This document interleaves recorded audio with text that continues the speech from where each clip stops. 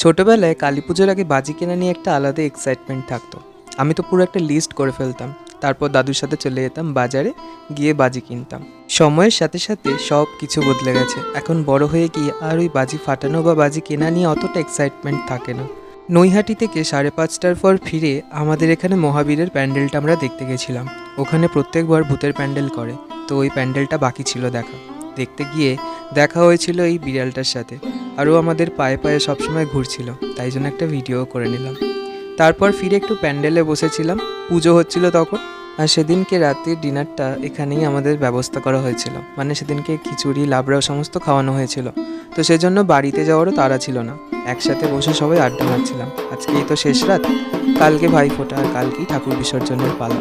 তাই জন্য বসে মায়ের কাছে একটু আরতি দেখছিলাম। তারপর আমরা বেরিয়েছিলাম, খিচুড়ি টিচুড়ি খাওয়া হয়ে যাওয়ার পর এখানে বাজি ফাটানো হচ্ছিলো, সেইগুলো